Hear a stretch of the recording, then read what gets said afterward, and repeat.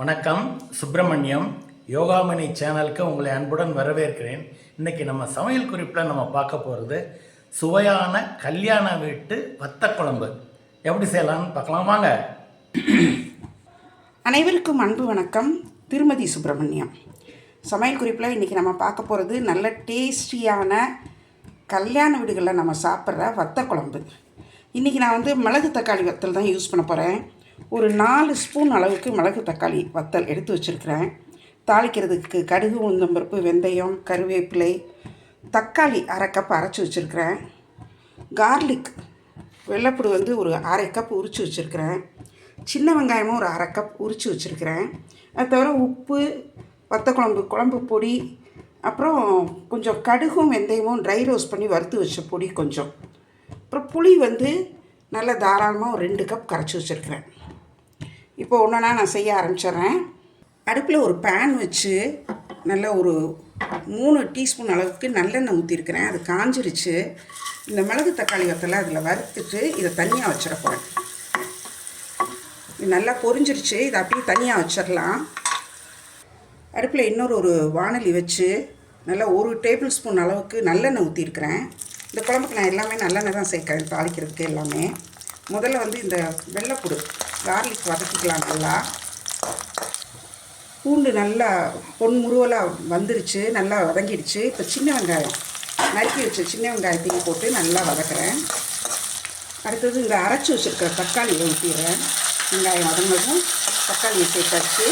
இதுவும் கொஞ்சம் நல்லா வதங்கட்டும். குழம்புக்கு தேவையான கல் உப்பு சேர்த்துட்டேன். டேஸ்ட் பார்த்துட்டு வேணும்னா திரும்ப சேர்த்துக்கலாம்.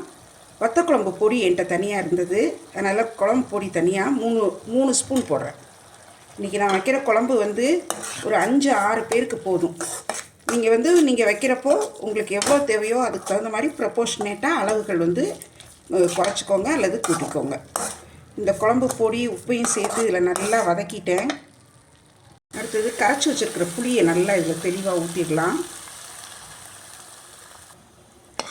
உப்பு, காரம் எல்லாம் சேர்த்துட்டு இந்த வறுத்து வச்சுருக்கிற இந்த மணத்தக்காளி வத்தலை இதிலே சேர்த்துடலாம். இது எல்லாம் சேர்ந்து நல்லா கொதித்து இந்த குழம்போட கன்சிஸ்டன்சி கரெக்டாக வந்த பிறகு தாளிக்கலாம். குழம்பு நல்லா கொதிச்சிடுச்சு. புளியோட பச்சை வாசனை போயிடுச்சு, நல்லா கெட்டிப்பட்டுருச்சு. இப்போ இறக்கி வச்சுட்டு தாளிக்க போகிறேன்.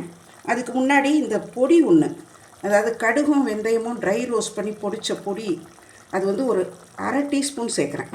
சேர்த்துட்டு இறக்கி வச்சுட்டு தாளிக்க போகிறோம். சின்ன பேன் வச்சு ஒரு 3 டீஸ்பூன் நல்லெண்ணெய் ஊற்றிருக்கிறேன். அதில் கடுகு, உளுந்தம்பருப்பு, கொஞ்சோண்டு வெந்தயம், ஏன்னா ஏற்கனவே கொஞ்சம் வெந்தய பொடி சேர்த்துருக்குறோம். மிளகு தக்காளியும் கொஞ்சம் கசப்பு இருக்கும். இந்த கடுகு, உளுந்தம்பருப்பு, வெந்தயம் கொஞ்சம் வெடித்த உடனே கருவேப்பிலை சேர்த்து தாளித்து குழம்புல சேர்த்துறோம்.